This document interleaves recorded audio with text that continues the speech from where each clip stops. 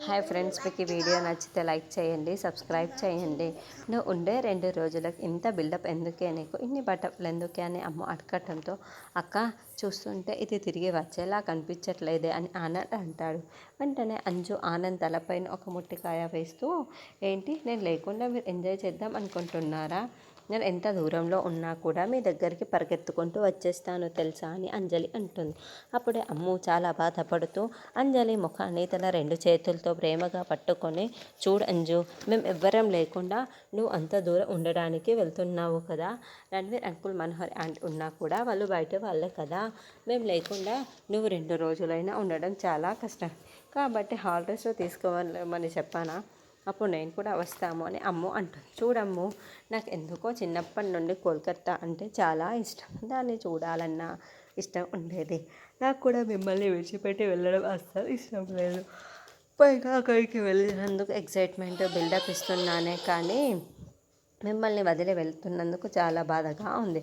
అసలు అంకుల్ లాంటి అలిగినప్పుడు మేము ఎందుకు వస్తానని చెప్పానా అని, తప్పు చేశానే అని ఎంత బాధపడుతున్నానో తెలుసా అని అంజలి చెప్తూ బాధపడుతూ ఉంటే, అప్పుడే భాగ్య అక్కడికి వచ్చి ఇదంతా వింటూ ఉంటుంది.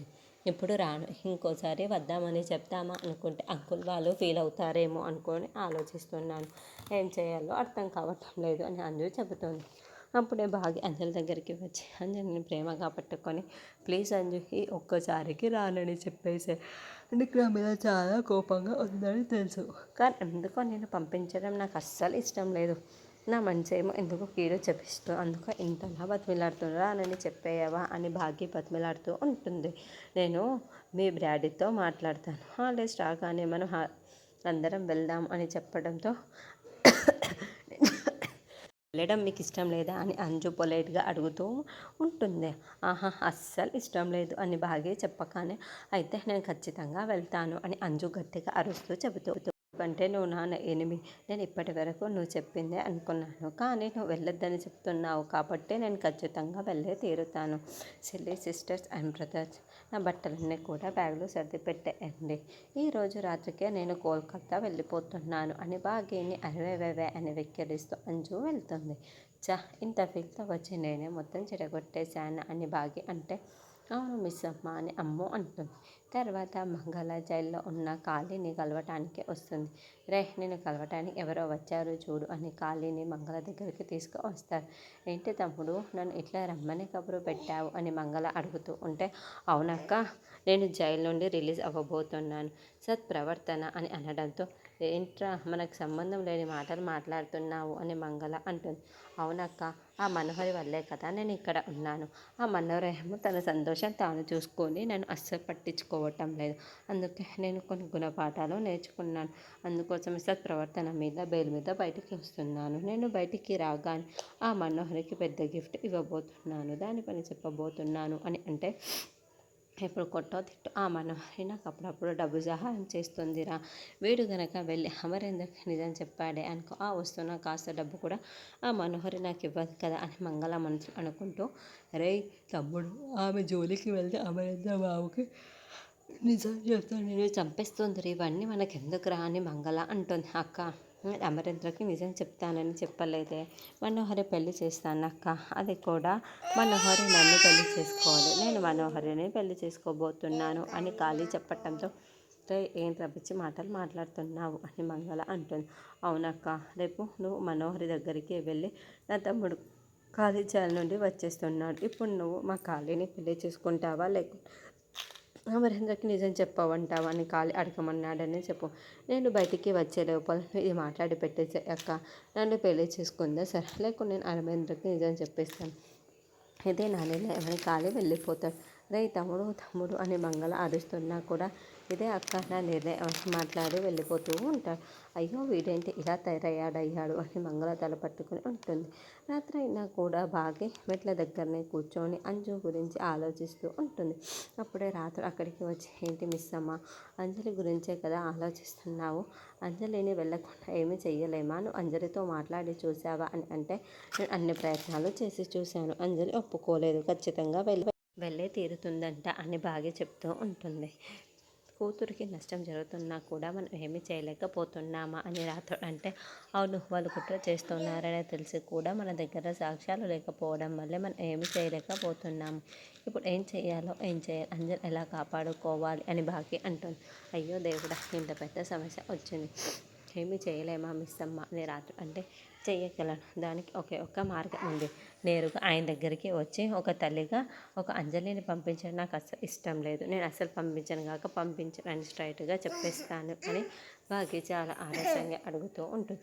మిస్ అమ్మ నీ వాళ్ళ అయ్యే మాటలు మాట్లాడు అని అనడంతో వెంటనే భాగ్య రాథోడ్ మెడలో ఉన్న శాల్వాని చేతిలో పట్టుకొని అతన్ని గిరగిరా తప్పిస్తూ ఉంటుంది. చూడు, నా వల్ల ఏమీ కాదని అనుకుంటున్నావా, అయ్యేలా చేస్తాను అని భాగ్య ఆవేశంగా లోపలికి వస్తుంది. అయ్యో, ఈరోజు ఏదో గొడవ జరిగేలా ఉంది అని రాథోడ్ టెన్షన్ పడుతూ ఉంటాడు.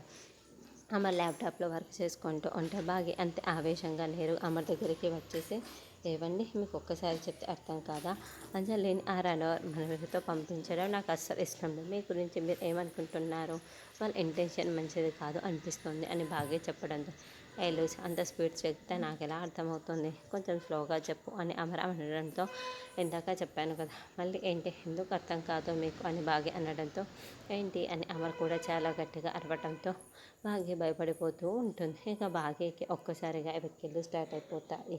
వాటర్ లేకపోవడంతో అమర్కి అర్థం కాక భాగ్య వెక్కిళ్ళని ఆపడానికి ఒక్కసారిగా భాగ్యని హక్ చేసుకుంటాడు. దాంతో భాగ్య కూడా అమర్ని హక్ చేసుకోవడానికి చేతులు వేయబోతూ ఉంటుంది. అప్పుడే అమర్ భాగ్య ఇద్దరు తీరుకుంటారు, ఒకరినొకరు చూసుకుంటూ ఉంటారు. భాగ్య జుట్టు కాస్త అమర్ బుక్కు పైన పడిపోవడంతో భాగ్య మెల్లగా ఆ జుట్టుని తానే పక్కకు తీస్తూ ఉంటుంది. ఏం జరిగింది అండి అని భాగ్య ప్రశ్నిస్తూ ఉంటుంది. నీకు సడన్గా ఎక్కిళ్ళు స్టార్ట్ అయిపోయాయి, షాక్ ఇస్తే వెక్కిళ్ళు ఆగిపోతాయి కదా, అందుకే నేను ఇలా చేశాను అని అమర్ అంటాడు. మీరు ఇలా చేస్తే నా ఊపిరి ఆగిపోయేలా ఉంది అని భాగ్య చెబుతూ అమర్ 2 అడుగులు దూరంగా వెళ్తాడు. అప్పుడు భాగ్యకి మళ్ళీ వెక్కిళ్ళు వస్తాయి. ఈసారి భాగ్య అయితే చేతుల్ని వెడల్పు చాచేసి వచ్చి నన్ను హక్ చేసుకోండి అని అమర్ వైపు చూస్తూ నవ్వుతూ పిలుస్తూ ఉంటుంది. అమర్ భాగ్య దగ్గరికి వచ్చేసి చేతుల్ని కిందికి పెట్టేసి, నేను వెళ్ళి వాటర్ తాగి చేయి పట్టుకొని లాగేసి, అవసరం లేదు, తగ్గిపోయింది, నేనే వెళ్ళి వాటర్ తాగుతాను అని భాగ్య వెళ్తూ ఉంటే, హలో, ఇందాక ఏదో చెప్పాలని వచ్చావు అని అమర్ అంటే, ఏం చెప్పాలని వచ్చానబ్బా, నాకు గుర్తుకు రావటం లేదే, ఏం చెప్పాలని వచ్చాను, అయ్యో గుర్తుకు రావట్లేదే అని భాగ్య ఆలోచిస్తూ ఉంటే, సరే అంజు పాప ఫ్లైట్కి టైం అవుతుంది, నేను వెళ్తున్నాను అని అమర్ వెళ్తూ ఉంటాడు. అయ్యో, అంజు పాప గురించి కదా, నేను దాని గురించి వస్తే ఇక్కడ ఏదో జరిగిపోయింది, ఏవండి అంటూ భాగ్య వెనకాలే పరుగులు పెడుతూ ఉంటుంది. మనోహరి బ్యాగ్ సదురుకు త్వరగా అంజలిని కోల్కతా తీసుకుని వెళ్ళి ఆ సంతకం పెట్టించేసి అన్వర్ ఆస్తిని రణ్వీర్కి వచ్చేలా చేసేస్తే అప్పుడు నా పని పూర్తయిపోతుంది, వాడి పీడ పోతుంది అని అనుకుంటూ చాలా సంతోషపడుతూ ఉంటుంది. అన్నట్లు రణ్వీర్కి అంత ఆస్తి వస్తుంది కదా, అందులో భార్యగా నేను ఎందుకు వాటా కోరుకోకూడదు, పైగా నేను రణ్వీర్కి ఇంత సహాయం చేస్తున్నాను కదా, కాబట్టి నాకు కూడా ఖచ్చితంగా కాస్తో కూస్తో వాటా ఇవ్వాల్సిందే, బ్యాంకులో ఎలాగైనా వాడిగా సైన్ కావాలి కదా, నా సంతకం అడిగినప్పుడు నాకు వాటా ఇస్తే కానీ నేను సంతకం పెట్టానని చెప్తానులే అని మనోహరి అనుకుంటూ ఉంటే అప్పుడే మంగళ దగ్గర నుండి ఫోన్ కాల్ వస్తుంది. ఇది ఎప్పుడు డబ్బుల కోసమే ఫోన్ చేస్తుంది అని మనోహరి మనసులో అనుకుంటూ, ఏ మంగళ, నేను కోల్కతా వెళ్తున్నా అర్జెంటు పని మీద, నేను కోల్కతా నుంచి రాగానే నీకు డబ్బులు ఇస్తాను, నన్ను డిస్టర్బ్ చేయకు అని మనోహరి ఫోన్ పెట్టేస్తూ ఉంటాయి. నేను ఎప్పుడు డబ్బుల కోసమే నీకు ఫోన్ చేస్తానా ఏంటి మనోహరి, నీకు ఉపయోగపడే విషయాలు చెప్పడానికి కూడా నేను అప్పుడప్పుడు ఫోన్ చేస్తూ ఉంటాను, నా తమ్ముడు జైలు నుండి బయటికి వచ్చేస్తున్నాడు అని చెప్పడంతో, ఏంటి అప్పుడు ఎలా వస్తున్నాడు, ఇదేలా